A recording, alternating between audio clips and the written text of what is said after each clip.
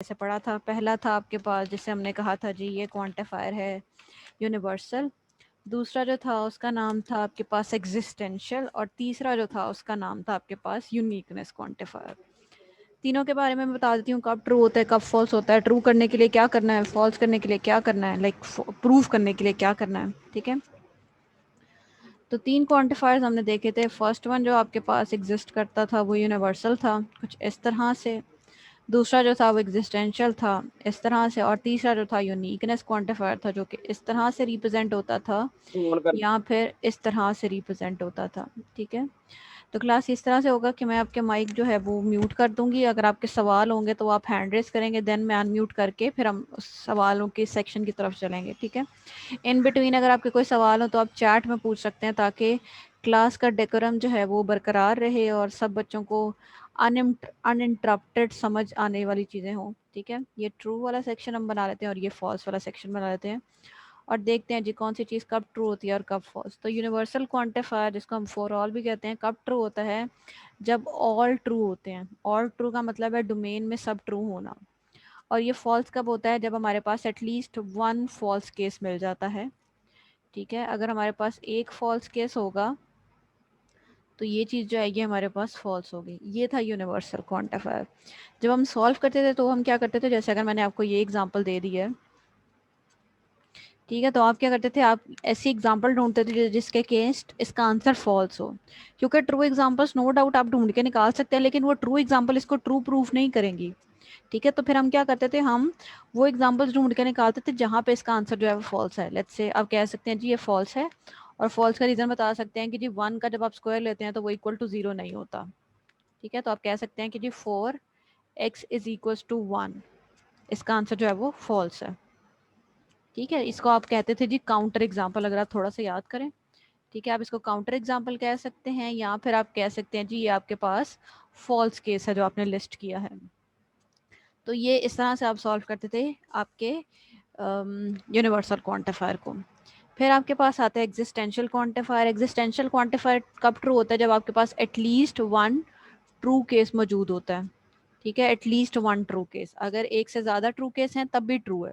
ठीक है, वन या वन प्लस ट्रू केसेस हमारे पास एग्जिस्ट करने चाहिए। और फॉल्स कब होता है, जब आपके पास ऑल फॉल्स होते हैं।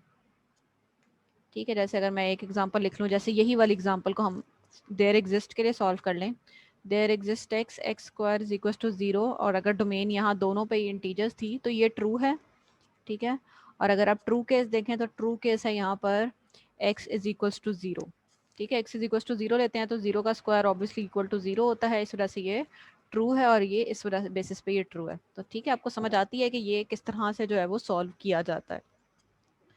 तो ये कब ट्रू होता है और कब फॉल्स होता है मैंने आपको बता दिया। थर्ड है आपके पास यूनिकनेस क्वांटिफायर। यूनिकनेस क्वांटिफायर कब ट्रू होता है, जब आपके पास ओनली वन ट्रू केस होता है। Only one true case. ठीक है, और यहाँ पे ओनली जो है वो बहुत ज़्यादा इम्पोर्टेंस रखता है। अगर आपके पास मोर देन वन ट्रू होंगे तब भी ये फॉल्स होगा। ठीक है, दो कंडीशन हमने लास्ट टाइम देखी थी।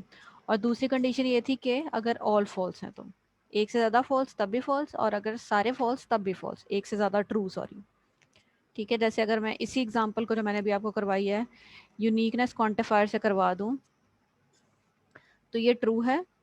ठीक है, क्योंकि फॉर ओनली, यहाँ ओनली बहुत मैटर कर रहा है, x is equal to 0 the statement is true.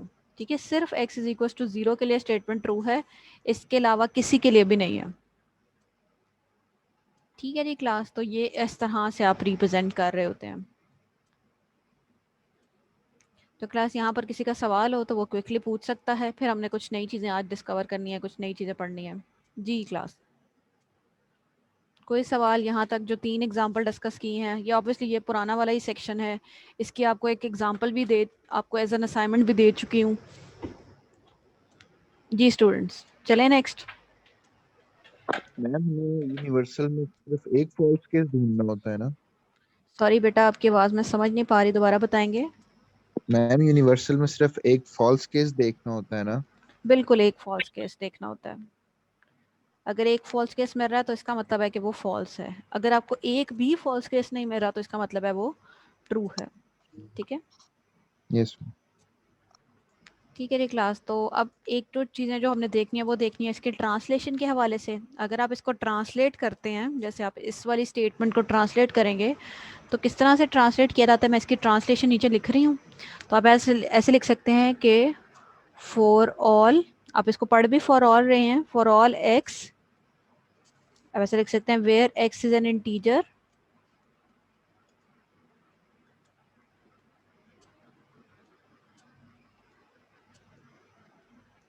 X square is equals to 0। ये मैंने इसको ट्रांसलेट करके लिखा है। ये मैंने कैसे लिखा है मैं आपको समझाती हूँ।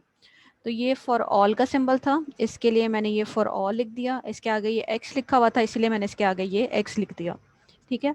अब मैंने ये बताना है कि एक्स किस डोमेन से बिलोंग करता है, तो मैंने यहाँ से मुझे पता चली डोमेन क्या है और मैंने वहाँ आगे लिख दिया where x is an integer, और पूरी आगे स्टेटमेंट मैंने उठा के लिख दी।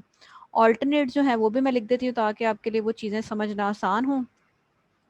ठीक है। अगर आप यहाँ पर देखते हैं, जैसे अगर आप देखते हैं जी, लेट्स से इसके जो ऑल्टरनेट है वो आप ऐसे लिख सकते हैं for all x, for all integer x,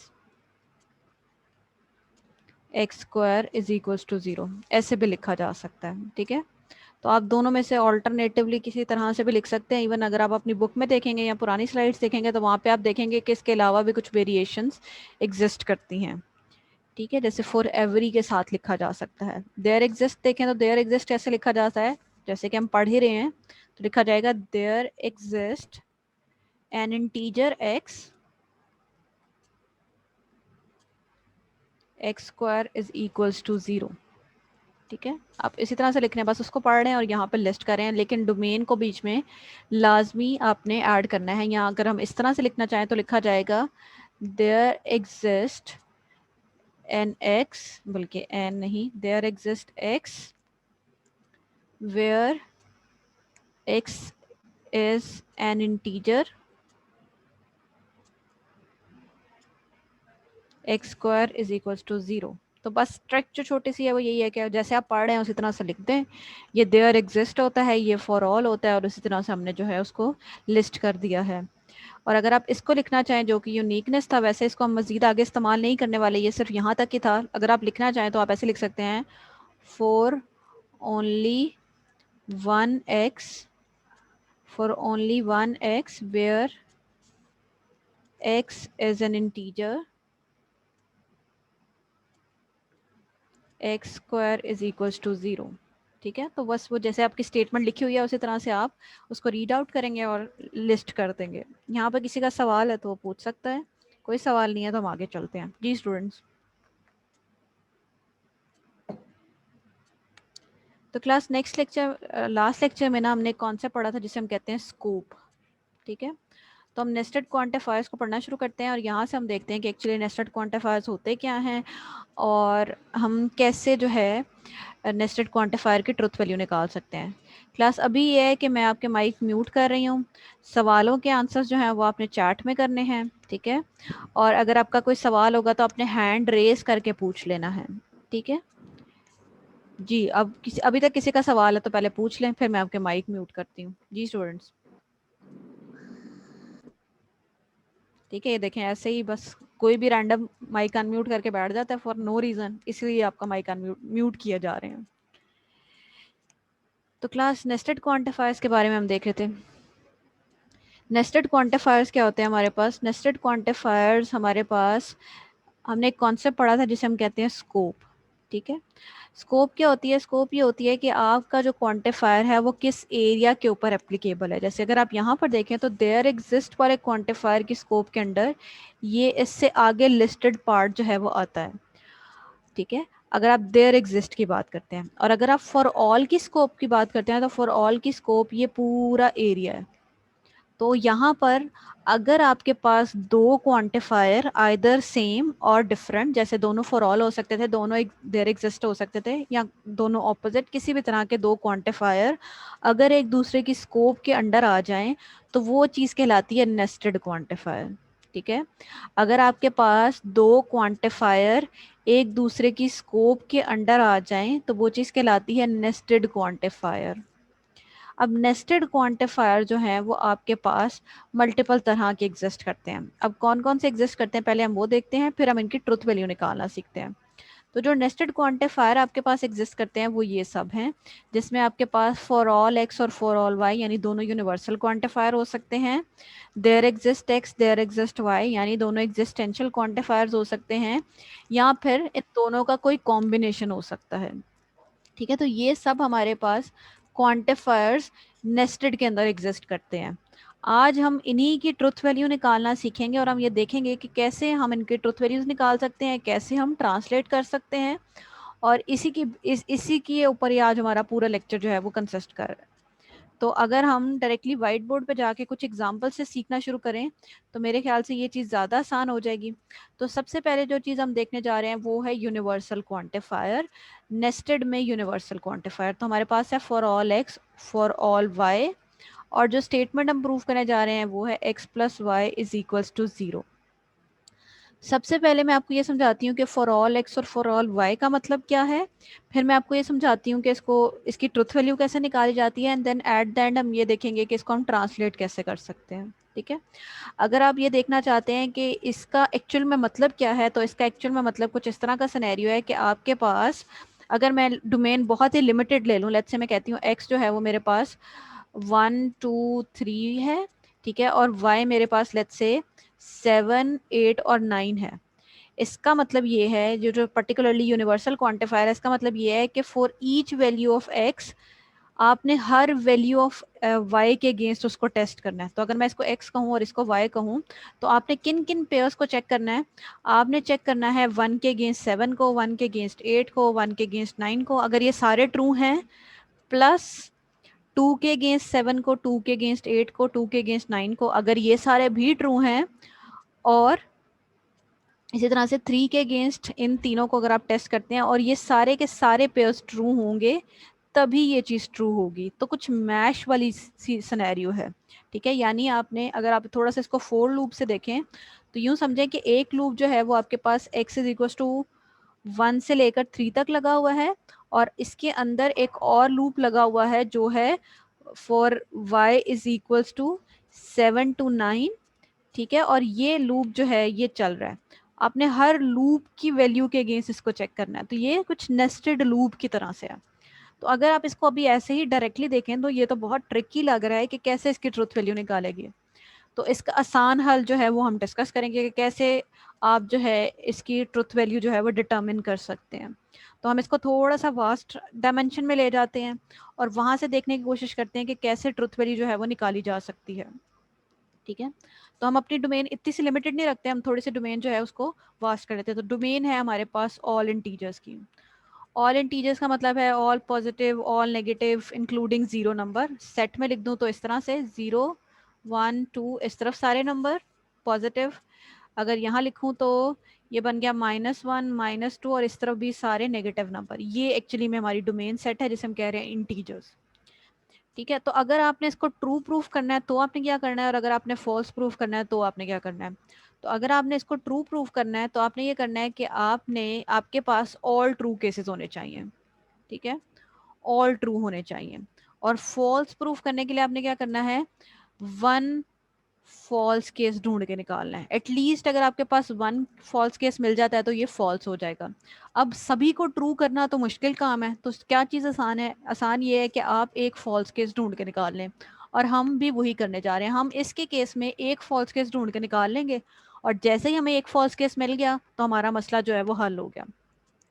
तो अगर आप इस स्टेटमेंट को देखते हैं तो आप कह सकते हैं जी for x is equals to let's say 7 and y is equals to let's say 3। ठीक है, इस स्टेटमेंट का आंसर जो है वो फॉल्स है। टेस्ट करते हैं जी। 7 + 3 = 0, 7 + 3 10 होते हैं, 10 = 0 नो, तो ये फॉल्स है।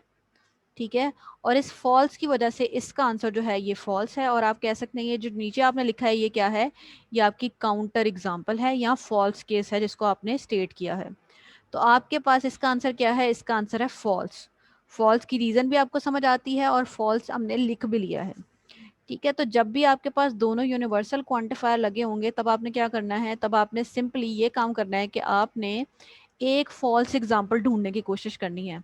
अगर आपको एक या एक से ज़्यादा कोई भी फॉल्स एग्जाम्पल मिल जाती है तो वो फॉल्स कंसिडर होगा। तो यहाँ पे मैंने 7 3 लिखा है, ये नंबर्स कुछ भी हो सकते थे, लेट्स से 173 भी हो सकते थे, 133 भी हो सकते थे, कोई भी नंबर जिसके अगेंस्ट इसका आंसर फॉल्स आता, तो वही मैंने यहाँ लिस्ट किया है और उसकी बेसिस पे मैंने कहा है कि इसका आंसर जो है वो फॉल्स है। अब अगर हम इसको ट्रांसलेशन की तरफ चलें तो आप इसको इस तरह से ट्रांसलेट कर सकते हैं।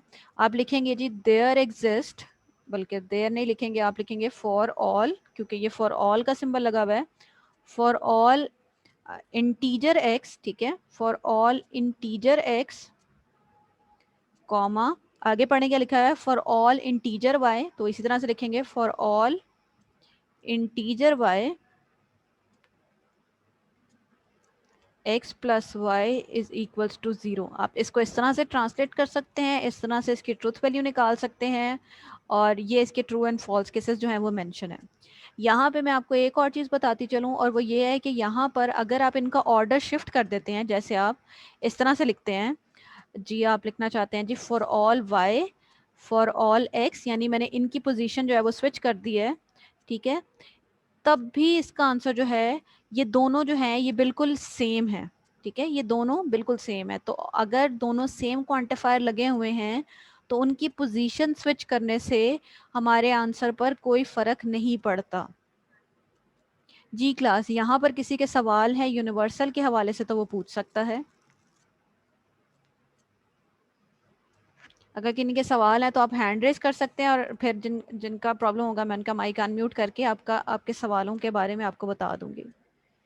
जी स्टूडेंट्स, तो सिंपल सा केस था, आपने ये देखना है कि फॉर ऑल एक्स और फॉर ऑल वाई को ट्रू प्रूव करने के लिए आपने क्या करना है, आपके पास सभी ट्रू होने चाहिए, और फॉल्स के लिए क्या है, एक फॉल्स केस होना चाहिए। जो चीज़ ढूंढना आसान है वो ये है कि फॉल्स केस ढूंढ लें, ठीक है। तो मैंने एक फॉल्स केस लिखा है 7 और 3 के साथ, ये फॉल्स केस 70 और 30 के साथ भी हो सकता है, कोई भी वैल्यू हो सकती है जिसके अगेंस्ट आंसर जो है वो आपका फॉल्स आ रहा है, ठीक है जी क्लास। तो ये था यूनिवर्सल क्वांटिफायर के अगेंस्ट। अब हम जिस अगली चीज की तरफ चल रहे हैं वो है एग्जिस्टेंशियल क्वांटिफायर के अगेंस्ट, ठीक है। अब यहाँ पर दोनों यूनिवर्सल लगे हुए थे, अब हम दोनों एग्जिस्टेंशियल देखेंगे और वहां पे समझने की कोशिश करेंगे कि हमारे पास जो चीजें हैं वो कब ट्रू होती हैं। और ये दोनों केसेस जो हैं ये हमारे पास बहुत ही ज्यादा आसान है। लेट्स से अगर मैं इस केस को टेस्ट करती हूँ, तो इस केस को मैंने कैसे टेस्ट करना है, तो डोमेन वापस से मेरे पास यहाँ पे इंटीजर्स हैं, और इंटीजर्स के अगेंस्ट जो है वो मैं चेक करने जा रही हूँ। तो अगर आप देखें डोमेन इंटीजर्स के लिए, तो आपने करना क्या है इस क्वेश्चन में, आपका ट्रू ये कब होगा और ये फॉल्स कब होगा। तो ट्रू आपके पास तब होगा जब आपके पास एटलीस्ट 1 ट्रू केस मिल जाता है, ठीक है। अगर आपको 1 ट्रू केस मिल जाता है या इवन 1 से ज़्यादा, तब ये ट्रू है। और जब आपके पास कोई ट्रू केस नहीं मिलता यानी ऑल फॉल्स हैं, तब ये फॉल्स है, ठीक है। क्या चीज़ आसान है, एक चीज़ ढूंढना आसान है, हम भी वही चीज़ करेंगे, हम एक ट्रू केस ढूंढेंगे। तो क्लास आप ये सोच सकते हैं आपके पास ढेरों एग्जाम्पल एग्जिस्ट करती हैं, जो आप एक्स और वाई के अगेंस्ट पुट करेंगे तो आपका आंसर जो है वो 0 आ जाएगा। तो मैं एक ट्रू केस लिस्ट करती हूँ। तो अगर आप ट्रू केस देखें यहाँ पर, तो आपका ट्रू केस हो सकता है लेट्स से x3 और y-3, ठीक है। पुट करते हैं तो ये बन जाएगा 3 प्लस -3 इक्वल्स टू 0। ये बन गया, प्लस माइनस है ये तो वैसे ही 0 हो गया, 0 इक्वल्स टू 0, ये आपके पास आ गया ट्रू। और इस ट्रू की वजह से ये क्या है, इसका ओवरऑल आंसर जो है वो ट्रू है। तो वापस से करना क्या होता है, करना ये होता है कि जब भी आपके पास दोनों सेम तरह के क्वांटिफायर हैं और वो दोनों सेम है एग्जिस्टेंशियल, तो आपने जो चीज़ ढूंढने की कोशिश करनी है वो एक ट्रू केस है। अगर आपको एक या एक से ज़्यादा ट्रू केस मिल जाते हैं तो इसका जो ओवरऑल आंसर है वो ट्रू हो जाएगा, ठीक है। इसको लास्ट ट्रांसलेट करती हूँ फिर आपके सवालों की तरफ आती हूँ। तो अगर आप इसको ट्रांसलेट करना चाहें तो ये इस तरह से बनेगा, there exist an integer x comma there exist an integer y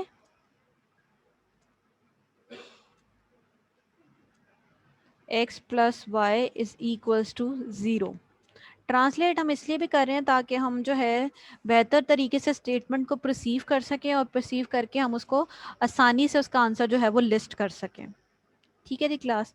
अब जिनके सवाल हैं वो पूछ सकते हैं, आप अपना हैंड रेस कर सकते हैं, मैं आपका माइक अनम्यूट कर दूंगी और फिर आप मुझसे आपका रेलेवेंट सवाल जो है वो पूछ सकते हैं। जी क्लास। जी क्लास, किसी का सवाल हो यहाँ तक?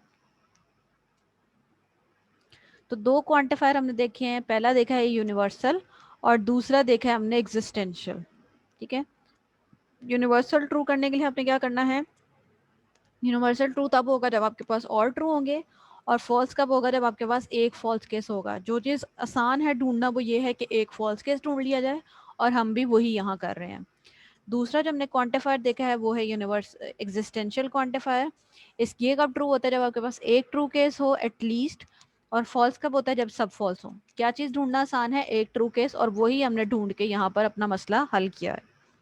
इसके बाद जो हमारे पास क्वांटिफायर आएंगे, अच्छा यहाँ पर एक बस और पॉइंट बताती चलो, और वो ये है कि अगर आप इस तरह से लिखते हैं, यानी इनका ऑर्डर बदल देते हैं, there exist y, there exist x बाद में चला जाता है, और x plus y equals to 0, यानी वही सेम इक्वेशन, तो ये दोनों जो हैं ये बराबर हैं, यानी सेम तरह के क्वांटिफायर्स में ऑर्डर से कोई फर्क नहीं पड़ता। ठीक है, सेम तरह के क्वांटिफायर्स में ऑर्डर से कोई फर्क नहीं पड़ता। लेकिन अब जो हम आगे पढ़ने वाले हैं, जहाँ पे हमारे पास कुछ इस तरह का सिनेरियो होगा और कुछ इस तरह का सिनेरियो होगा जहाँ पे मेरे पास देयर एग्जिस्ट एक्स पहले आ जाएगा, फॉर ऑल वाई बाद में चला जाएगा, यानी इनकी मैं और जगह चेंज कर दूंगी। तो ये दोनों जो हैं जहाँ पे दो डिफरेंट आ गए, ये दोनों बराबर नहीं है। ठीक है, इनके ट्रुथ वैल्यू निकालने का तरीका भी डिफरेंट डिफरेंट है, और अब हम वही सीखने जा रहे हैं। ठीक है जी क्लास। अगर हम इस वाले पार्ट को सॉल्व करें जो कि इस तरफ एग्जिस्ट कर रहा है, तो क्या करना है इसकी ट्रुथ वैल्यू निकालने के लिए, इसका मतलब क्या है पहले मैं आपको वो समझाती हूँ, देन फिर हम इसकी ट्रुथ वैल्यू निकालना सीखते हैं। तो हमारे पास डोमेन है इंटीजर्स की। अगर आप इंटीजर्स की डोमेन के लिए इसको टेस्ट करना चाहते हैं तो सबसे पहले हम इसको ट्रांसलेट करना सीखते हैं। तो इसका मतलब है फॉर, बल्कि मैं इसको थोड़ा सा करेक्ट फॉर्मेट में लिख दूं तो ये बनेगा for all x there exist y. ठीक है, तो बनेगा for all integer x there exist integer y comma x plus y is equals to 0। तो हम इस तरह से इसको ट्रांसलेट कर सकते हैं। और अगर मैं सिर्फ ट्रांसलेशन के ऊपर गौर करूं तो मुझे ये पता चल रहा है कि हर इंटीजर के लिए, हर एक्स के लिए मुझे एक वाई ढूंढ रहा है। ठीक है, हर एक्स के लिए मुझे एक वाई ढूंढना है, और यहाँ पर हम वही काम जो है वो करेंगे। तो हम इसको सॉल्व करते हैं और फिर देखते हैं कि जी सॉल्व किया कैसे जाता है इसको। तो आपने क्या करना है, इन सवालों के अगेंस्ट आपने ये करना है कि जहां पर आप देखें फॉर ऑल, ठीक है, इसके नीचे आपने कुछ रैंडम नंबर्स लिस्ट कर लेने हैं आपकी डोमेन के अंदर से। लेट्स से मेरे पास एक रैंडम नंबर है 7। ठीक है, 17 भी हो सकता है, 4 हो सकता है, 3 हो सकता है, 0 हो सकता है, -11 हो सकता है। ठीक है, लेट्स से -13 या -130 हो सकता है। तो ये वो नंबर है कुछ जो मैंने अपनी डोमेन में से रैंडमली पिक कर लिए हैं, और ये नंबर सिर्फ यहाँ तक लिमिटेड नहीं है, इसका मतलब है कि कोई भी और नंबर। ठीक है, अब आपने करना क्या है, आपने हर इस नंबर के लिए एक नंबर ढूंढ के निकालना है, जो आप इस इक्वेशन में पुट करें तो आपका आंसर जो है वो करेक्ट आए, यानी ट्रू आए। ठीक है, तो ये मैं रफ सेट बना लेती हूँ और हम फिर देखते हैं कि हम इसको कैसे सॉल्व कर सकते हैं। तो अगर आप देखिए पहली वैल्यू जो x की है वो आपके पास है 7, आपने एक y की वैल्यू ढूंढ के निकालनी है, जो आप इस इक्वेशन में पुट करें तो आपका आंसर जो है वो करेक्ट आ जाए। जी क्लास, मुझे बताएं कौन सी ट्रुथ वैल्यू जो है वो यहाँ पे एग्जिस्ट कर रही है। जी क्लास, चैट में बताना है, हरी अप बताएं। चलें, वेरी गुड, आंसर्स मेरे पास आना शुरू हो गए हैं। तो अगर आप 7 के अगेंस्ट देखें तो यहाँ पर आपके पास x 7 है, प्लस -7 अगर आप y की वैल्यू लेंगे तो ये आपकी इक्वेशन का आंसर जो है वो ट्रू आ जाएगा। बिल्कुल ऐसा ही है, तो यहाँ पर आपको y की वैल्यू मिलगी -7।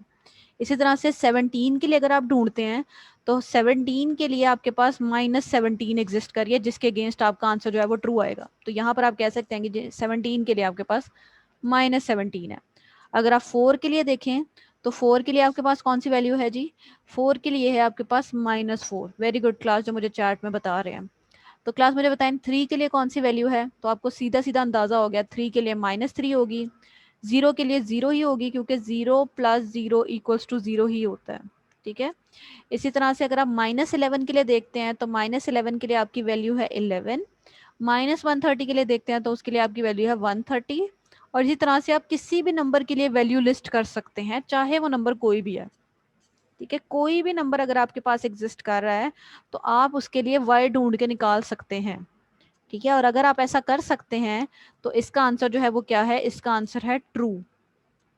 ठीक है, आप लिख सकते हैं ट्रू, और साथ में आप लिख सकते हैं जी स्टेट एग्जांपल्स बिलो। ठीक है, और एग्जांपल्स बिलो से मेरा मतलब है कि ये वाला साइड जो यहाँ पे लिस्टेड है। ठीक है, आप एज इट इज इसको सॉल्व कर सकते हैं। तो अगर अब इसका फॉल्स केस भी देख लें, फिर मैं आपको इसको पूरे को रिपीट करती हूँ। तो ये फॉल्स कब होगा, अब इस वाले केस में अगर आप देखें तो आपको हर एक के अगेंस्ट ट्रू मिल गया है। ठीक है, आपने कोई भी इधर से डोमेन में से कोई भी रैंडम नंबर पिक करें, जितने मैंने लिस्ट किए हैं इसके अलावा भी, ठीक है, आपको हर नंबर के अगेंस्ट उसका अपना एक वेरिएबल मिल जाएगा जिसके अगेंस्ट उसका आंसर ट्रू आ रहा है। ठीक है, तो यहाँ पर हमेशा आपके पास वैल्यू एग्जिस्ट कर रही है, एक्स और वाई का पेयर एग्जिस्ट कर रहा है, जिनको जब आप ऐड करते हैं तो आंसर 0 आता है, तो आपके पास ट्रू है ये। लेकिन just for the sake of example, let's say मैं एक नंबर लिस्ट करती, लेट्स से -140, जो इस केस में तो बिल्कुल भी फॉल्स नहीं है, लेकिन just for the sake of example इस -140 के लिए आप कोई भी वैल्यू ऑफ वाई ना ढूंढ पाते। ठीक है, अगर इस -140 या कोई भी ऐसा एक नंबर आप ले लेते जिसके लिए आप ये वैल्यू ना ढूंढ पाते, यानी एग्जिस्ट ही नहीं कर रही होती, ढूंढ ना पाने का मतलब ये है कि एग्जिस्ट ही ना कर रही होती, तब ये फॉल्स होता। ठीक है, ऐसा कोई भी एक पेयर आपके पास मिल जाता, लेकिन आपके पास अभी ऐसा कोई भी पेयर नहीं है, इसलिए ये ट्रू है, और ट्रू के साथ मैंने जो है वो एग्जाम्पल स्टेट कर दिए हैं। अगर मैं इसको रिपीट करूं कि आपने करना क्या है, आपने करना ये होगा कि जब भी आपके पास फॉर ऑल एक्स पहले होगा और देयर एग्जिस्ट वाई बाद में होगा, तो आपने एक्स यानी जहां पे भी फॉर ऑल देखेंगे आपने उसके नीचे कुछ रैंडम नंबर्स लिख लेने हैं। ये रैंडम नंबर्स आपके डोमेन में से कुछ भी हो सकते हैं, जो मैंने लिस्ट किए हैं इसके अलावा भी कुछ हो सकते हैं, लेकिन जो चीज़ आपने देखनी है वो ये देखनी है कि आपके उसमें नेगेटिव भी होने चाहिए, पॉजिटिव भी होना चाहिए और जीरो भी होना चाहिए, यानी आपकी डोमेन की ट्रू रिप्रेजेंटेशन होनी चाहिए, ट्रू सैंपल होना चाहिए। फिर जब आपने सैंपल ले लिया तो हर वैल्यू के अगेंस्ट आपने एक वैल्यू जो है वो ढूंढने की कोशिश करनी है, और आपने साथ में ये भी दिमाग में रखना है कि क्या जो मैंने नंबर लिस्ट किए हैं इसके अलावा कोई ऐसा नंबर हो सकता है जिसके अगेंस्ट मुझे वैल्यू नहीं मिलेगी वाई में से। तो बस इसी कॉन्सेप्ट को दिमाग में रखते हुए अगर आपको हर एक के अगेंस्ट वैल्यू मिल गई है तो इसका आंसर ट्रू है। अगर आपको हर एक के अगेंस्ट वैल्यू नहीं मिली या किसी भी एक के अगेंस्ट वैल्यू नहीं मिली, तब इसका आंसर क्या होगा, तब इसका आंसर जो है वो फॉल्स होगा। ठीक है जी क्लास, यहाँ पर मैंने आपको एक चीज़ और बताई है, और वो ये है कि अगर आप इसको ऑपोजिटली लिख लेते हैं, जैसे आप लिखते हैं देयर एग्जिस्ट एक्स और for all y x plus y is equal to 0, तो ये दोनों जो हैं ये आपस में इक्विवेलेंट नहीं है। ठीक है, ये इक्विवेलेंट नहीं है, और अगर मैं इसको वापस से ट्रांसलेट कर दूं तो आप इसको बेहतर तरीके से समझ पाएंगे कि अब हमने क्या किया है। तो अगर आप इसको ट्रांसलेशन इसकी देखें तो इसकी ट्रांसलेशन जो थी वो कुछ इस तरह से थी कि फॉर ऑल एक्स, ठीक है, आप यहाँ इंटीजर भी लिख सकते हैं, for all integer x there exist integer y x plus y is equals to 0। तो अगर आप इसी स्टेटमेंट को पढ़ लें तो ये यही कह रही है कि हर एक्स के लिए आपके पास एक वाई एग्जिस्ट करना चाहिए, हर एक्स के लिए आपके पास एक वाई एग्जिस्ट करना चाहिए, और अगर एग्जिस्ट नहीं कर रहा तो आपका आंसर क्या है, आपका आंसर जो है वो फॉल्स है। ठीक है जी क्लास, आई होप यहाँ तक समझ आ गई है। जिनके सवाल हैं वो हैंड रेस करके पूछ सकते हैं। जी क्लास, तो मैं आपके माइक अनम्यूट कर रही हूँ ताकि जिनके सवाल हैं वो डायरेक्टली माइक अनम्यूट करके पूछ लें। जी क्लास, 3 क्वांटिफायर्स मैंने आपको पढ़ा दिए हैं, तीनों में कहीं पर भी कोई कंफ्यूजन हो। जी स्टूडेंट्स, समझ आ रही है आपको यहाँ तक चीज़ें? मैम जो एंड पे बताया ये रिपीट कर दें, लास्ट पे जो आपने बताया नॉट इक्वल। बेटा मैंने आपको यहाँ पे सिर्फ ये बताया है कि जब हम अगर इन क्वांटिफायर्स की हम जगह बदल दें, जैसे मैं अगर देयर एग्जिस्ट वाई पहले ले जाऊँ या फॉर ऑल एक्स बाद में ले जाऊँ, ठीक है, तो ये एक ऑपोजिट चीज़ बन जाएगी, ये दोनों इक्विवेलेंट नहीं है, यानी दो अगर डिफरेंट क्वांटिफायर होंगे तो वो बराबर नहीं है। ये मैं आपको दोबारा से ये वाला मैं पार्ट आपको सॉल्व करके दिखाती हूँ, वहाँ भी आप देखेंगे कि ये इससे बहुत ज़्यादा डिफरेंट है। ठीक है, और ये कैसे सॉल्व होता है, इसका टेक्निक भी डिफरेंट है जी। और किसी का सवाल हो? जी स्टूडेंट्स, तो यहाँ तक हमने 3 क्वांटिफायर्स के हवाले से चीज़ें देख ली हैं। अब हमारे पास सिर्फ आखिरी रह गया जिसके अगेंस्ट हमने टेस्टिंग देखनी है। चलिए नेक्स्ट, कोई सवाल यहाँ तक? जी स्टूडेंट्स, अगर आप मुझे नहीं बताएंगे तो हाँ मैम अगर जस्ट पोजीशन चेंज कर दे तब तो इक्वल ही होंगे। बेटा, अभी आप देखेंगे कि नहीं इक्वल है। मैं इसी इक्वेशन की सिर्फ मैम जैसे पोजीशन चेंज करके सॉल्व करूंगी, आप देखिएगा। अभी देखते हैं, ठीक है। तो यहाँ पे हमने एक चीज़ सीखी है कि अगर आपके पास सेम क्वांटिफायर है तो ऑर्डर से फ़र्क नहीं पड़ता। फॉर ऑल चेंज कर लें, मसला नहीं है। देयर एग्जिस्ट पोजीशन चेंज कर लें, मसला नहीं है। लेकिन जब हम चलते हैं 2 डिफरेंट क्वांटिफायर्स की तरफ, तब हमारे पास मसला इनिशिएट होता है और उसी का हम अब हल करने जा रहे हैं। ठीक है, तो मैं सॉल्व करने जा रही हूँ इस चीज़ को कि जब आपके पास हो there exist x for all y x plus y is equals to 0, तो इसको हम कैसे सॉल्व कर सकते हैं जबकि हमारे पास जो गिवन डोमेन है वो इंटीजर्स ही हैं। जी स्टूडेंट्स, किसी का सवाल हो यहाँ तक तो पहले पूछ लें, फिर हम इसको सॉल्व करते हैं कि ये कैसे सॉल्व होगा। जी क्लास, अगर आप इसको ट्रांसलेट करते हैं तो सबसे पहले ट्रांसलेट देख लेते हैं कि ट्रांसलेट किया कैसे जाता है। ठीक है, तो अगर आप इसको ट्रांसलेट करें तो इसका ट्रांसलेशन कुछ इस तरह से बनेगी कि there exist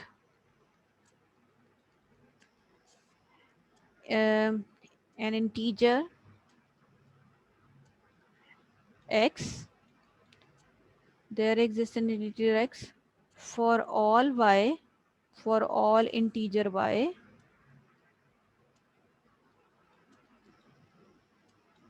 x plus y is equals to 0। क्या कह रहे हैं? there exists an integer x for all integer y, x plus y is equals to 0। ठीक है जी क्लास, तो यहाँ तक देखते हुए आप क्या समझते हैं कि इसकी ट्रुथ वैल्यू जो है वो कैसे डिटर्मिन की जा सकती है? जी क्लास, कैसे डिटर्मिन की जा सकती है इसकी ट्रुथ वैल्यू, आपको क्या समझ आती है?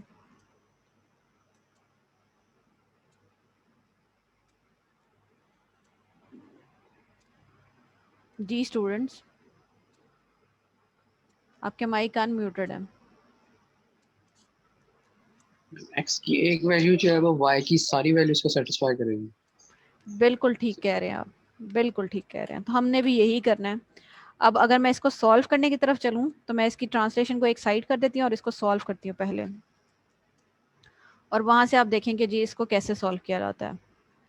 तो सबसे पहले तो जो ट्रिक है यहाँ पर वो यही है कि जहाँ आप देखें फॉर ऑल, उसके नीचे लिखते हैं रैंडम वैल्यूज। तो ये मेरे पास फॉर ऑल है, इसके नीचे मैं कुछ भी रैंडम वैल्यूज लिख देती हूँ। लेट्स से -70, -40, लेट्स से 143, 0, 4, 2, 7, कुछ भी रैंडम नंबर्स हो सकते हैं। ठीक है, ये मैंने, अगर आप देखेंगे तो मैं हर एक में थोड़े से डिफरेंट रैंडम नंबर्स लिखने की कोशिश करी ताकि आप ये परसीव कर सकें कि हमने कुछ भी रैंडम नंबर्स ले सकते हैं।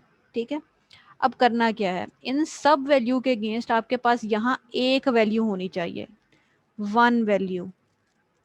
ठीक है, जो आप इस 70 के अगेंस्ट डालें, बेशक 140 के अगेंस्ट डालें, चाहे -3 के डालें, 0, 4, 2, 7 किसी के अगेंस्ट भी डालें, तो आपका आंसर जो है वो ट्रू आना चाहिए। जी स्टूडेंट्स, तो आपको दिमाग में कोई ऐसी वैल्यू आती है या क्या आप ऐसी कोई वैल्यू ढूंढ सकते हैं जो हमारे अकॉर्डिंगली ठीक काम करे?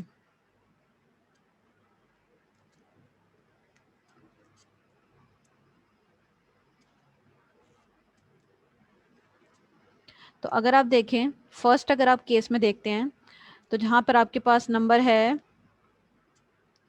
आपके पास नंबर है -70। ठीक है, और ये वैल्यूज़ हैं y की। अब ये ध्यान रखना है जिसके नीचे वो वैल्यू लिखी हुई है वो उसी की वैल्यू है। ठीक है, अगर आप y की वैल्यू लें -70, तो आप x जो है इसके अगेंस्ट लिख सकते हैं जी 70, 70 प्लस -70 करेंगे तो इसका आंसर तो 0 आ जाएगा।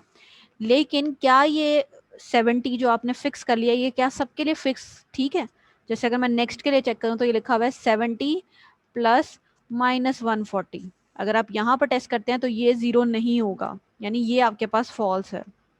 ठीक है, इसी तरह से -3 के अगेंस्ट अगर आप चेक करते हैं, ठीक है, तब भी इसका आंसर जो है वो 0 के इक्विवेलेंट नहीं है, ये भी फॉल्स है। तो क्या फिर कोई ऐसी एक वैल्यू एग्जिस्ट करती है जो हर एक के लिए फिट बैठे? तो इस केस में नहीं है, ठीक है। आपके पास कोई ऐसी एग्जांपल नहीं है जो आप इसके अंदर पुट करें, यानी एक ही ऐसी वैल्यू नहीं है जो आप इसके अंदर पुट करें और आपका आंसर सबके अगेंस्ट ट्रू आए। तो इसका आंसर जो है वो फॉल्स है। और आप कह सकते हैं कि वी आर, या there exist no value, there exist no value of x that is true for all value of y in the given domain भी लिखा जा सकता है, value y in the given domain। ठीक है, तो हम यही कह रहे हैं कि आप चाहे कोई ऐसी x की वैल्यू एग्जिस्ट नहीं कर रही जिसके लिए हर y जो है वो फिट बैठे। ठीक है, तो जितना यहाँ पे मैंने ये ब्लू के अंदर पार्ट लिखा है ये वाला, यही सिर्फ और सिर्फ इसका आंसर है। यही इतना आंसर जो है अगर आप लिख देंगे तो that is assumed as correct. ठीक है जी क्लास, तो अब मैं एक क्विक रिकॉल देती हूँ और रिकॉल के साथ हम कुछ और एग्जांपल्स डिस्कस करेंगे, जिसके बाद आप ये कह सकते हैं कि आपको ये क्वांटिफायर्स वाली चीज़ जो है ये समझ आ गई है। ठीक है, अगर मैं एक क्विक रिकॉल करना शुरू करूँ, सबसे पहले हमने देखा दोनों यूनिवर्सल क्वांटिफायर।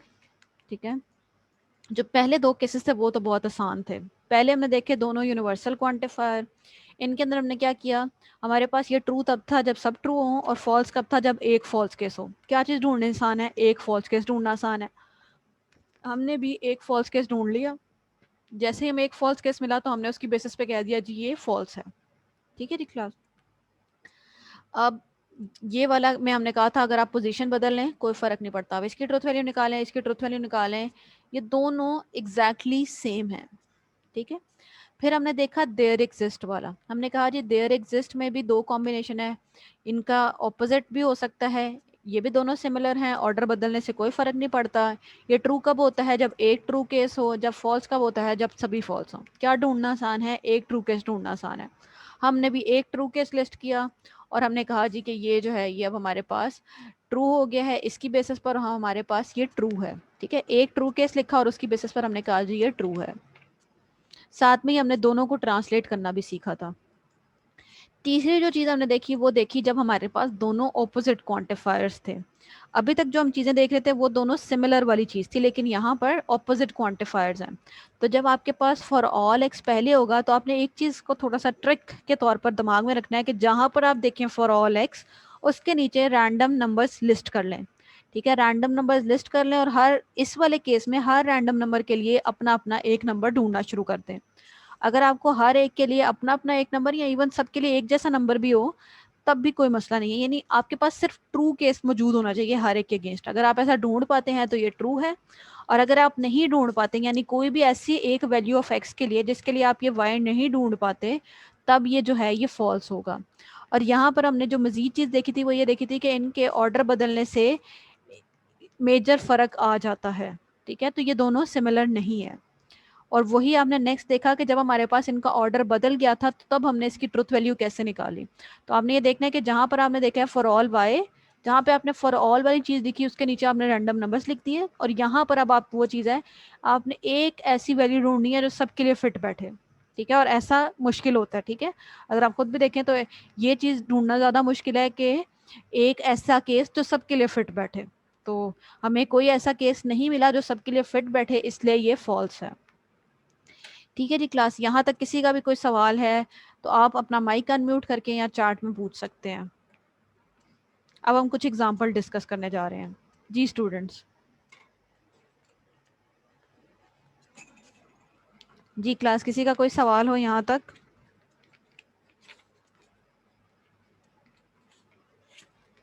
तो क्लास समझ आ रही है जो हम पढ़ रहे हैं?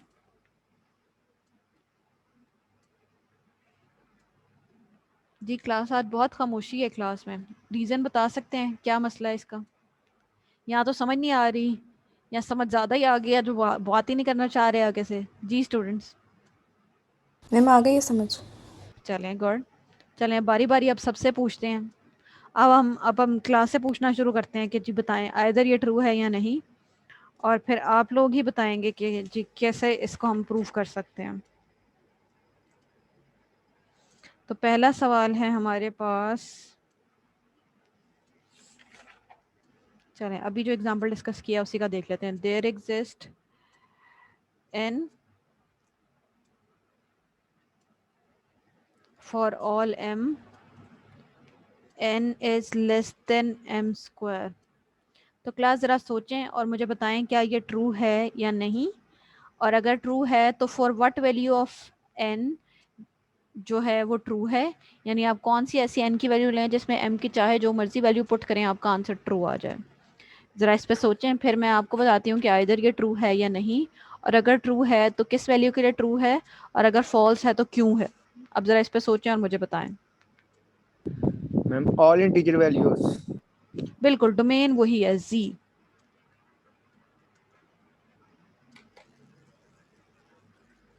जी स्टूडेंट्स सोचें ज़रा इसके ऊपर और मुझे बताएं फिर कहाँ पर ट्रू आ रहा है।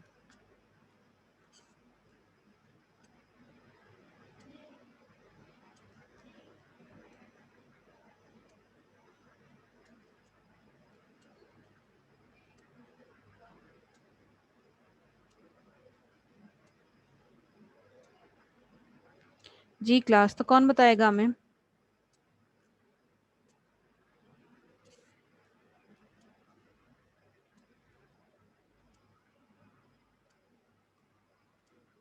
जी बेटा हुमैर।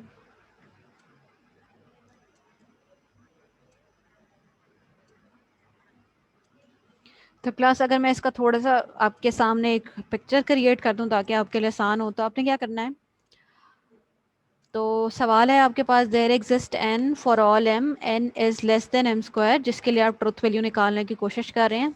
जब भी आप देखेंगे फॉर ऑल m तो इसके नीचे आप क्या लिख देंगे, कुछ रैंडम वैल्यूज लिख देंगे। जैसे आप लिख सकते हैं जी 70, 40, 27, 0, -3, -18, लेट्स से -3, बल्कि 3 तो हो गया, -30, ठीक है, कुछ भी और वैल्यूज हो सकती हैं। अब आपने ये देखना है कि ये सब वैल्यूज और जो आपने लिस्ट नहीं की यानी आपकी पूरी सैम्पल स्पेस, उन सब के लिए एक वैल्यू ऐसी एग्जिस्ट करनी चाहिए जो हर एक के लिए फिट बैठे। ठीक है, अब हम इसको सॉल्व करते हैं, फिर आप वहां से समझने की कोशिश करें कि हम इसको जो है वो कैसे प्रूव कर सकते हैं।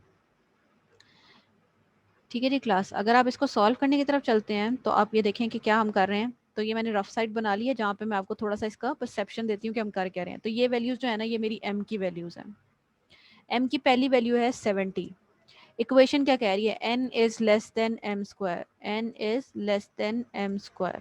ये मेरी वैल्यू ऑफ m की है 70, 70 का स्क्वायर लेती हूँ। तो अगर आप 70 का स्क्वायर निकालते हैं तो ये बनेगा कुछ अराउंड 4900।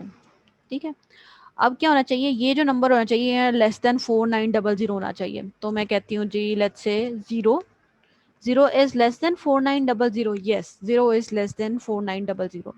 तो यहाँ तक अभी तक जो मैंने वैल्यू ढूंढी है वो है 0। ठीक है, 04070 के अगेंस्ट जो है वो मुझे ट्रू आंसर दे रही है। अब मैं 40 के अगेंस्ट चेक करती हूँ, तो 40 का स्क्वायर जो होगा 4 4 16, कुछ 1600 के करीब होगा। ठीक है, तो क्या 40 का स्क्वायर जो है वो मेरा लेस देन n है जो मेरा गिवन है, 0 इज लेस देन 1600, यस 40 के अगेंस्ट भी मेरा जो आंसर है वो ट्रू आ रहा है। और 27 के अगेंस्ट निकालेंगे वहां भी आपका आंसर ट्रू आएगा। अब हम बात आती है 0 की, 0 के अगेंस्ट निकालेंगे ना तो आंसर ट्रू नहीं आ रहा। ठीक है, अगर आप देखें 0 इज लेस देन 0 स्क्वायर जो कि 0 ही है, तो नो, इसके अगेंस्ट आंसर नहीं आ रहा। इसका मतलब है कि आपको आपकी वैल्यू रिवाइज करने की ज़रूरत है, आपको ये अपनी वैल्यू चेंज करने की ज़रूरत है। लेट्स से हम माइनस में चले जाते हैं। ठीक है, अब मेरे पास वैल्यू है -1 या इवन -2, -3, कोई भी एक वैल्यू लेके देखते हैं। चले -1 के लिए टेस्ट करते हैं। तो वापस से अब रीवर्क करना पड़ेगा, पहली वाली एग्जांपल्स को भी टेस्ट करना पड़ेगा। तो देखते हैं पहली वाली एग्जांपल्स के लिए भी -1 फिट बैठ रहा है। -1 is less then this one number, yes -1 is less then 70 का स्क्वायर। ठीक है, चले -1 is less then 1600, yes -1 is less then 0, yes. तो अभी तक जितनी भी वैल्यूज हैं उनके लिए मेरे पास ट्रू आ रहा है। -3 के लिए टेस्ट करते हैं, तो ये हो जाएगा जी -1 इज लेस देन -3 का स्क्वायर। तो माइनस नेगेटिव नंबर का स्क्वायर पॉजिटिव होता है, -3 का स्क्वायर होगा 9, -1 इज लेस देन 9, यस, तो आपका इसके अगेंस्ट भी ट्रू आ गया। इसी तरह से -18 के अगेंस्ट भी ट्रू आ जाएगा, -30 के अगेंस्ट भी ट्रू आ जाएगा, और अगर आप कोई भी वैल्यू पिक कर लेते हैं अपनी डोमेन में से तो उन सब के अगेंस्ट इसका आंसर जो है वो ट्रू आ रहा है। तो इसका ओवरऑल आंसर क्या है, ये आपके पास ट्रू है, और ट्रू के साथ जो आप एक्सप्लेनेशन दे सकते हैं वो ये दे सकते हैं कि for n is equals to -1 and for all या अगर हम इसकी थोड़ी सी बेहतर एक्सप्लेनेशन सोचें तो हम कह सकते हैं for n is equals to -1 and for n is equals to -1 comma बल्कि and any value of m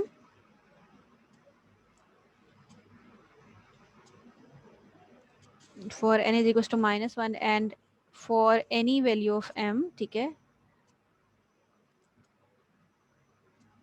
and for any value of m the statement is true।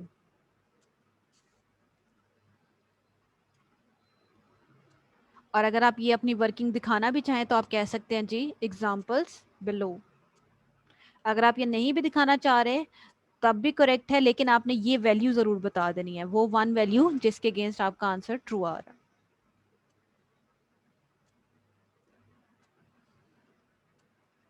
Ji class, यहाँ पर जिनके सवाल हैं वो पूछ सकते हैं। जी स्टूडेंट्स, तो जिन लोगों के सवाल चैट में आए थे तो वो तो मैंने साथ साथ ही कोशिश की आंसर कर दूं। अब वो लोग जिनका भी स्टिल सवाल की समझ नहीं आई या कोई भी मसला आया है वो अपना माइक अनम्यूट करके पूछ सकते हैं। जी स्टूडेंट्स,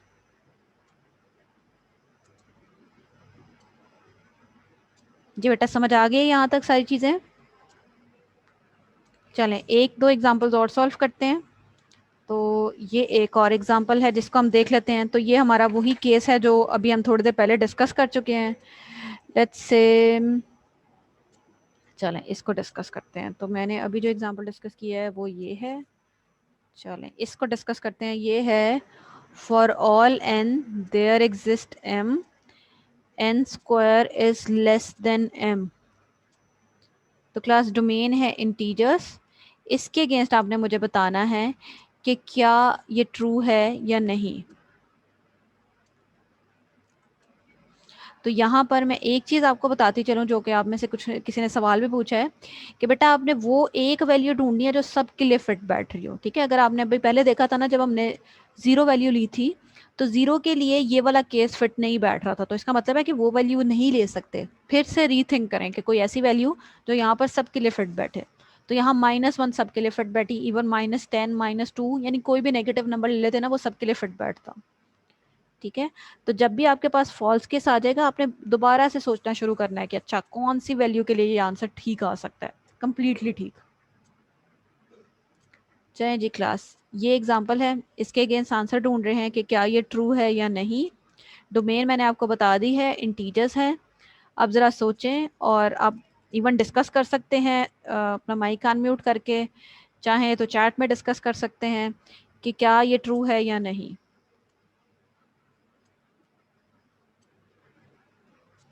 तो करना क्या है, करने की ट्रिक मैं आपको वापस समझा देती हूँ। जब भी आप देखें फॉर ऑल n तो आपने उसके नीचे कुछ रैंडम नंबर्स लिख लेने हैं। जैसे अभी अगर आप देखें तो यहाँ पर हमने इस तरफ रैंडम नंबर्स लिखे थे, अब इसी तरह के कुछ रैंडम नंबर हम इस तरफ लिख लेंगे। Let's say -42 -31 -70348। ठीक है, मैंने अब कुछ रैंडम नंबर्स इधर लिख लिए हैं और ये सिर्फ यहाँ तक लिमिटेड नहीं है, कुछ और भी हो सकते हैं, लेकिन मैंने एक कंप्लीट रिप्रेजेंटेशन बनाई है। कुछ छोटे नंबर, कुछ बड़े नंबर, कुछ नेगेटिव, कुछ पॉजिटिव। ठीक है, 0 को भी इंक्लूड किया है। अब मैंने क्या करना है, मैंने हर एक के अगेंस्ट एक एक नंबर ढूंढने की कोशिश करनी है। ठीक है, अब ये नंबर चाहे तो सबके लिए एक भी हो सकता है, तब भी कोई मसला नहीं है। या आपके पास जो है ये सॉरी, तो ये नंबर जो हो सकता है हर एक के लिए अपना अपना भी हो सकता है, और अगर सबके लिए एक है तब भी मेजरली कोई मसला नहीं है। ठीक है, लेकिन हर एक की अगेंस्ट एक नंबर ज़रूर होना चाहिए, चाहे वो सबके लिए एक ही जैसा है या सबके लिए अलग अलग है। तो यहाँ पर वो पहले इस वाले सवाल की तरह की रिस्ट्रिक्शन नहीं है कि सबके लिए एक ही फिट बैठना चाहिए, तो यहाँ सबके लिए एक भी फिट बैठ सकता है या अलग अलग भी फिट बैठ सकते हैं, हमें उस तरह का कोई मसला नहीं है। तो हम इसको सॉल्व करते हैं और देखते हैं किस तरह से है। तो ये मेरी रफ साइड मैंने बना ली है और मैं इसको देखने जा रही हूँ कि क्या ये ट्रू है या नहीं। तो क्या चीज़ है मेरे पास है, for all and there exist m, n square is less than m, n square is less than m। मेरे पास जो वैल्यूज गिवन है ना वो n की है, ठीक है, क्योंकि ये n के नीचे लिखी हुई है, ये n की वैल्यू है। तो पहली वैल्यू मैं उठा लेती हूँ जो है -42 का square is less than m। तो -42 का स्क्वायर पहले हम कैलकुलेट कर लेते हैं। पहली चीज़ पॉजिटिव नंबर होगा और नंबर क्या है वो हम देख लेते हैं। तो जी 42 इंटू 42 होता है 1764, ठीक है, ये नंबर है मेरे पास 1764। अब मेरे पास कोई ऐसा नंबर होना चाहिए जो इससे बड़ा हो, ठीक है, तो मैं लेट्स से 2000 ले लेती हूँ। तो 1764 इज लेस देन 2000, यस। तो इसके लिए मेरे पास नंबर जो फिट बैठ रहा है वो है 2000, मुझे इसके लिए नंबर मिल गया। -31 के लिए भी ऐसा कर लें, तो -31 के लिए भी आई गेस 2000 बिल्कुल फिट बैठेगा, तो वही मैं लिख लेती हूँ, 2000 लिख लें, 3000 लिख लें, कोई मसला नहीं है, लेकिन बस ये इससे नंबर जो है वो बड़ा होना चाहिए जो कि एज पर इक्वेशन है, ठीक है। -7 के लिए लेट्स से मैं लिख लेती हूँ 50, 7 का स्क्वायर होता है 49, 49 से बड़ा ही है 50, 0 से बड़ा नंबर 7, 3 स्क्वायर से बड़ा नंबर लेट्स से 3 स्क्वायर होता है 9, 10, कोई भी नंबर ले सकते हैं, इवन 100 भी ले सकते हैं। 4 स्क्वायर होता है 60, मैंने 20 ले लिया। 80 का स्क्वायर होगा 8 8 64 60 6400, लेट्स से मैं 7000 ले लेती हूँ। तो अगर आप देखें, अगर आप कोई भी नंबर इधर से पिक कर लें, हर एक के अगेंस्ट आपको ट्रू केस मिल रहा है, और अगर ऐसा मिल रहा है तो ये ट्रू है। और आप ट्रू के साथ लिख सकते हैं जी एग्जाम्पल्स बिलो, और बिलो से मेरा मुराद जो है वो ये है, ठीक है। आप पूरा इसी तरह की रिप्रेजेंटेशन नीचे बना दें, उसके बाद लिखें ट्रू, और बस आपका मसला जो है वो हल हो गया। मैम जी जी इसके लिए एक वैल्यू नहीं लिखनी थी जैसे पिछले क्वेश्चन में किए थे हम? बेटा, यही तो आप, इसीलिए मैं कह रही हूँ कि कंफ्यूज ना हो चीज़ों को लेके। यहाँ पर हर एक के लिए अलग अलग और एक जैसी भी होगी तो भी कोई इशू नहीं है, ठीक है। और यहाँ पर एक, जब देयर एग्जिस्ट पहले जाएगा तो सिर्फ एक वैल्यू ढूंढनी है सबके लिए, एक केस जो सबके लिए फिट बैठे, लेकिन यहाँ पर हर एक का अपना अपना केस हो सकता है, ठीक है। एक्चुअली मैम जी जी हुमैर। मैम इसमें स्पेसिफिक वैल्यू क्या होगी? बेटा एक स्पेसिफिक वैल्यू जैसे आप लिख सकते हैं जी 7000, वो इन सब के लिए फिट बैठेगी जो वैल्यूज मैंने लिस्ट की हैं, ठीक है। लेकिन वो ऐसा नहीं है कि आने वाली हर एग्जाम्पल के लिए फिट बैठेगी, तो वो आने वाली हर एग्जाम्पल के लिए फिट नहीं बैठ सकती। लेट्स से अगर मैं कोई ऐसा नंबर ले लूँ जो 7000 से भी बड़ा, जिसका स्क्वायर आ जाए, तो इसीलिए हम हर एक के लिए उसकी अपनी अपनी इंडिविजुअल वैल्यू लिख रहे हैं कि ये इसके लिए ट्रू है, ये इसके लिए ट्रू है। इवन सबके अगेंस्ट में 7000 लिख देती तो भी कोई इशू ना होता, लेकिन मैं आपको कंफ्यूज नहीं करना चाह रही थी, इसलिए मैंने डिफरेंट डिफरेंट वैल्यूज लिखी हैं, ताकि आप दोनों के दरमियान में ना कंफ्यूज ना हो कि क्या एक ही वैल्यू ढूंढनी है, क्या अलग अलग वैल्यू ढूंढनी है। तो हम अलग अलग वैल्यू ढूंढ सकते हैं, चाहे एक भी मैम ढूंढ सकते हैं। जैसे पिछली एग्जांपल में मैम -1 थी एक स्पेसिफिक वैल्यू, तो इसमें तो नहीं ना होगी ऐसी? बिल्कुल बेटा, इन दोनों को सॉल्व करने का तरीका डिफरेंट है, ठीक है। इसमें हर एक के अगेंस्ट एक एक ट्रू एग्जांपल ढूंढनी है, इसमें सब के अगेंस्ट एक वैल्यू ढूंढनी है, ठीक है। यही मेजर इसमें डिफरेंस है, जिसको आपने पकड़ना है, समझना है और फिर सॉल्व करना है। जी क्लास, तो आई होप ये चीज़ें आपको समझ आई होंगी, नहीं आई तो मैं एक रिकॉल सेशन लगाती हूँ। जो चीज़ एक्चुअली में ट्रिकी है वो ये है, जब दो डिफरेंट आते हैं, दो सिमिलर तो बहुत आसान है। जब जब दोनों यूनिवर्सल हैं तो पहले की तरह जब हमारे पास सिंगल होता था, एक फॉल्स केस ढूंढना है, फॉल्स केस मिल गया, मसला हल, ठीक है। जब दोनों एग्जिस्टेंशियल हैं, एक ट्रू केस ढूंढना है और मसला हल, ठीक है। मसला जहाँ शुरू होता है वो होता है जब आपके पास दो डिफरेंट इस्तेमाल हो जाए। तो जब आपने देखना है यूनिवर्सल क्वांटिफायर लिखा हुआ, उसके नीचे आपने रैंडम वैल्यूज लिख लेनी है अपने डोमेन के अंदर से, और ये आपने ज़रूर देख लेना है कि वो रैंडम वैल्यूज सारी रिप्रेजेंटेशन तकरीबन होनी चाहिए, मतलब नेगेटिव, पॉजिटिव, ज़ीरो सब इंक्लूड होने चाहिए। और हर वैल्यू के अगेंस्ट आपने एक वैल्यू ढूंढने की कोशिश करनी है। हर एक के अगेंस्ट आपकी अपनी अपनी अलग अलग वैल्यू भी एग्जिस्ट कर सकती है, तो ऐसा कोई हार्ड एंड फास्ट नहीं है कि हर एक के लिए अलग अलग वैल्यू हो या सेम वैल्यू हो, हर एक के डिफरेंट अलग कुछ भी केस हो सकता है, लेकिन ट्रू केस लाजमी मिलना ज़रूरी है। अगर आप कोई ऐसी वैल्यू एग्जिस्ट कर रही है जो कि इस केस में तो नहीं है, let's say for the sake of example 140 होता -140 और आप इसके लिए ये वैल्यू ना ढूंढ पाते, तब और तब सिर्फ ये फॉल्स होता। इन ऑल अदर केसेस ये ट्रू है, ठीक है। फिर हमने देखा ये वाली एग्जांपल जहाँ पे देयर एग्जिस्ट पहले चला गया, तो जहाँ पे आपने देखना है फॉर ऑल, उसके नीचे आपने रैंडम वैल्यूज लिख लेनी है, और मैंने भी वही किया, मैंने रैंडम वैल्यूज लिख ली। अब आपने इन सब वैल्यूज के लिए एक वैल्यू ढूंढने की कोशिश करनी है ठीक है, एक वैल्यू ढूंढने की कोशिश करनी है। अगर आप वो एक वैल्यू ढूंढ लेंगे तो आपका ये आंसर ट्रू होगा। जैसे हम इसमें नहीं ढूंढ पाए थे तो इसका आंसर जो है वो फॉल्स है। यही जब आपने यहाँ देखा तो आप इन सब के अगेंस्ट वो एक वैल्यू ढूंढ पाए थे, इसीलिए ये ट्रू है, ठीक है। और हमने ये लास्ट एग्जांपल देखी है, तो ये चीज़ आपने ध्यान रखनी है कि जहाँ पर आप देखें फॉर ऑल वाली चीज़, उसके नीचे रैंडम लिख लें, और हर रैंडम के लिए इसमें एक ढूंढनी है, और इसमें जो है दूसरे वाले में हर एक के लिए एक एक ढूंढनी है, ठीक है जी। क्लास आपका होमवर्क लिस्ट कर देती हूँ जो आपने सॉल्व करना है, इंशाल्लाह उसको हम नेक्स्ट लेक्चर में डिस्कस करेंगे, और इसी के बेसिस पर, यानी ये एक तरह से आपका रिकॉल सेशन है, ताकि आप जो है वो चीज़ों को खुद सॉल्व करके देख सकेंगे क्या ट्रू आ रहा है या नहीं।